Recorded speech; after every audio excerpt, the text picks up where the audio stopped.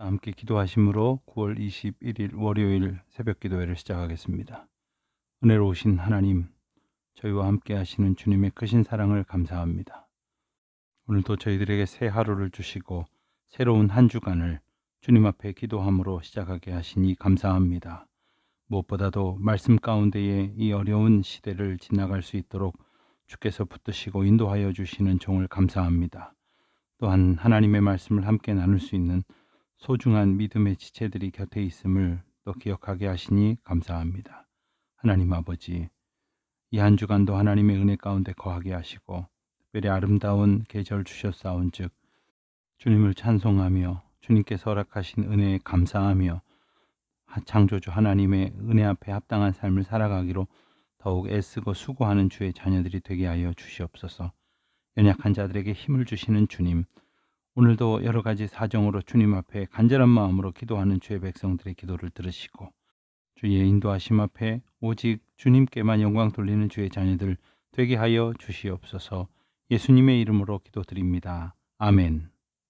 오늘 읽을 말씀의 분량은 민수기 21장부터 36장 끝절까지에 해당이 됩니다. 조금 내용이 길지만 오늘 하루 이 구약 성경 이스라엘 백성들이 광야에서 어떻게 지냈는지의 모습을 보면서 오늘 우리는 과연 하나님의 인도하심 가운데 온전히 순종하고 살아가는지를 깊이 묵상하는 귀한 하루가 되시기를 바랍니다. 21장부터 36장까지 말씀 가운데 이 시간에는 21장 1절부터 9절까지의 말씀을 봉독하겠습니다. 21장 1절부터 9절입니다. 네겝에 거주하는 가나안 사람 곧 아라세아 왕이 이스라엘이 아다림 길로 온다 함을 듣고 이스라엘을 쳐서 그중 몇 사람을 사로잡은지라.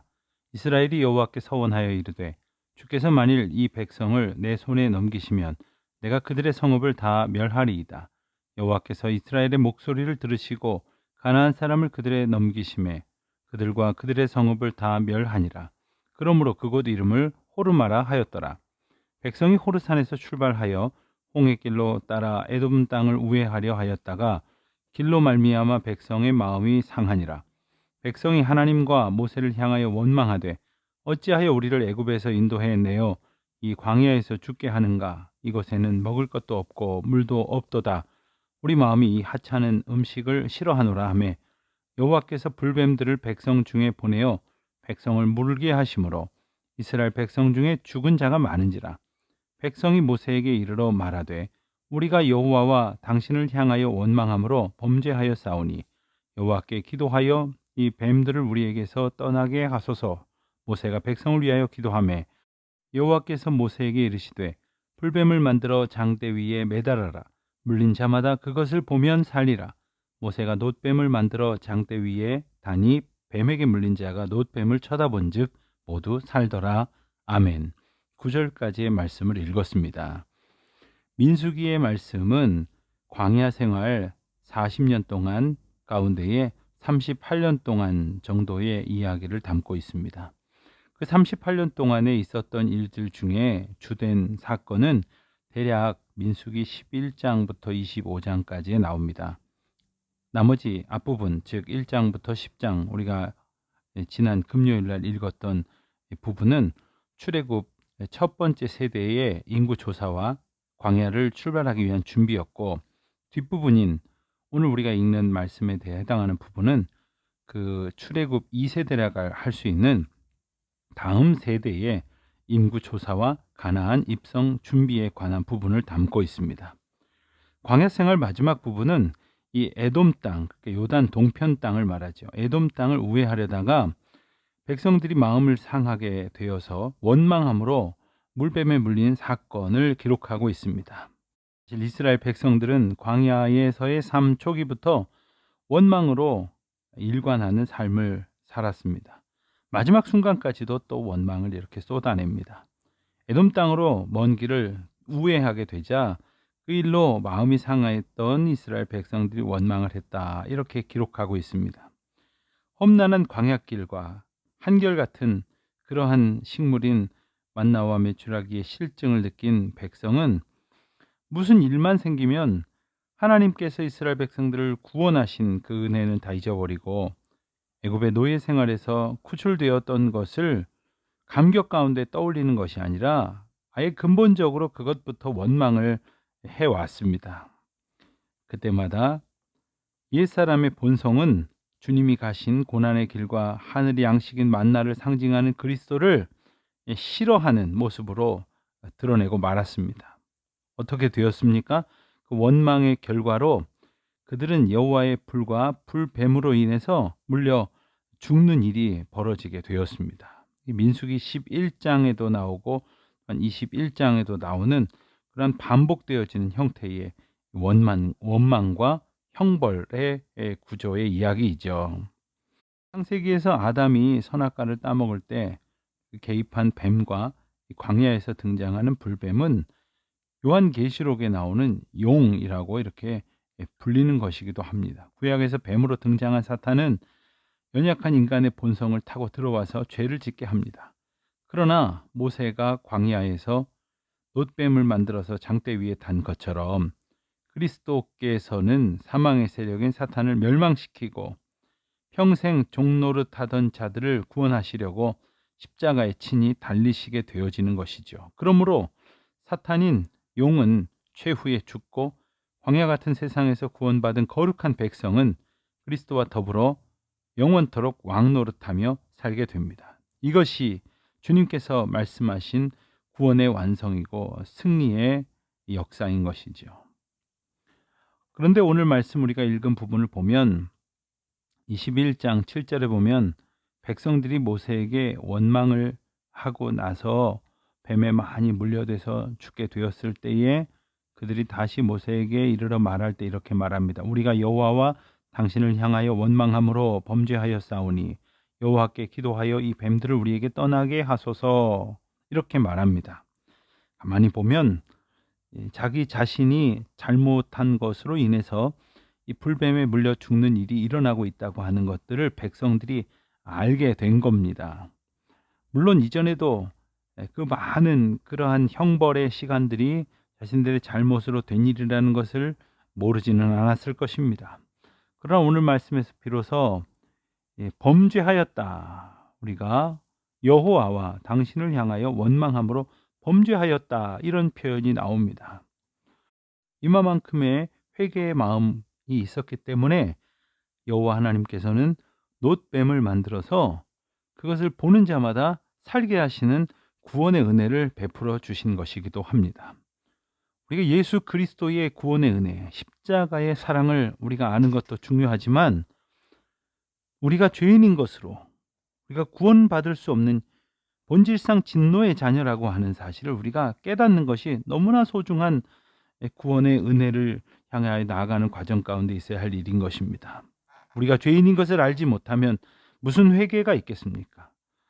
입으로만 혹은 옆에서 누군가가 회개하니까 잘못하고 후회하는 척하는 것, 뭔가 더 많은 것을 얻으려고 잘못했다고 말하는 것, 그러한 것이 회개가 아니라 진정 창조주여 우리를 온전케 하신 이인 하나님 앞에서 우리가 범죄한 것들을 떠올려 회개하는 가운데에 진정한 하나님의 구원의 은혜를 기쁨으로 맛보아 누리는 우리 모두가 되어야 할 것이겠습니다.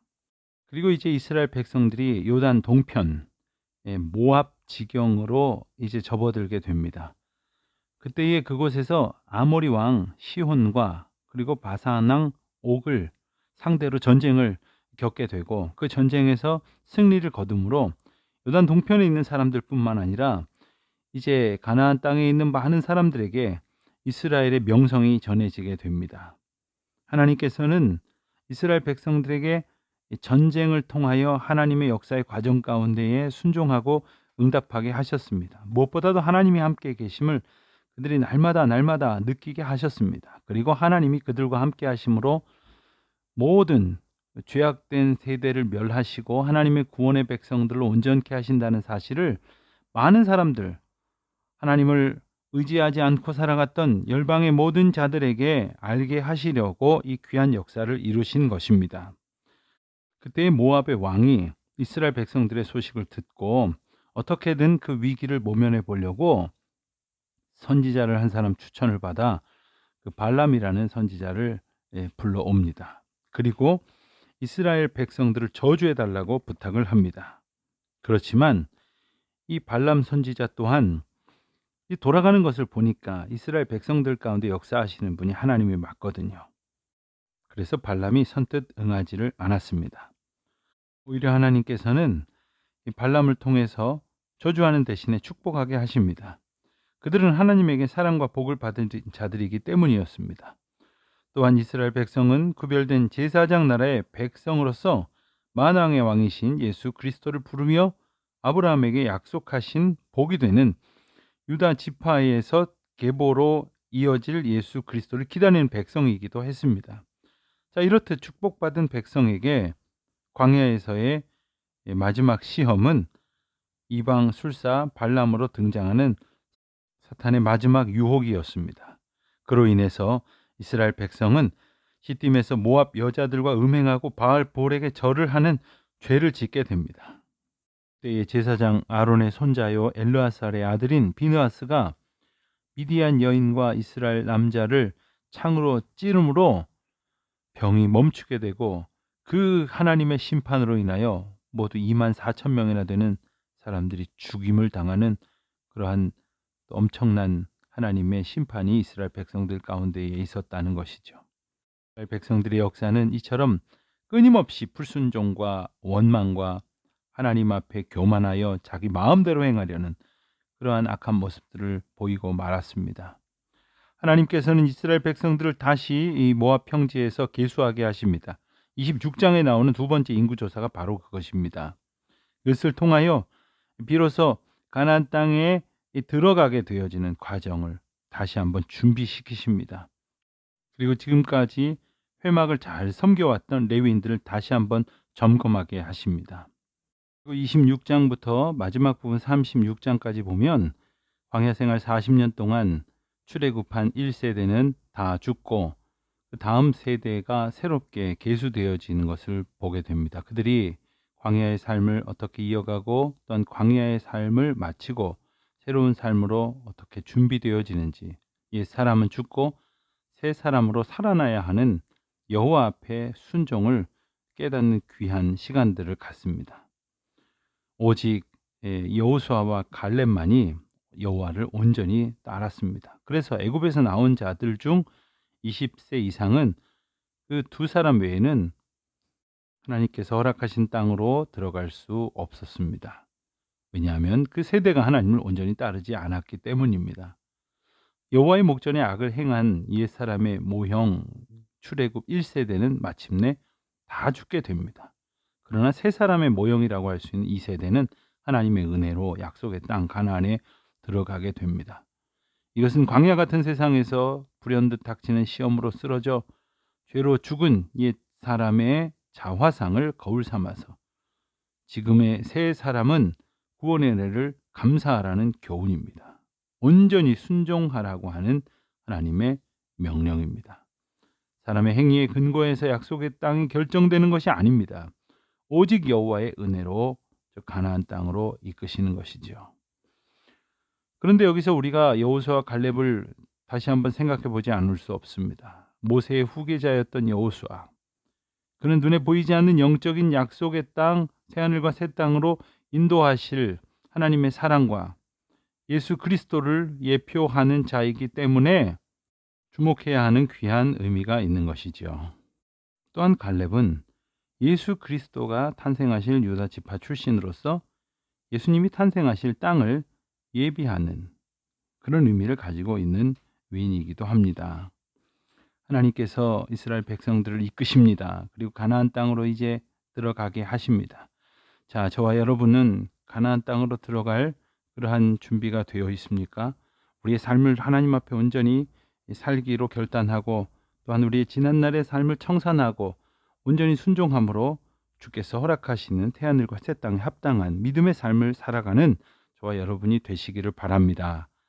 기도하겠습니다. 하늘에 계신 우리 아버지, 아버지의 이름을 거룩하게 하시며 아버지의 나라가 오게 하시며 아버지의 뜻이 하늘에서와 같이 땅에서도 이루어지게 하소서.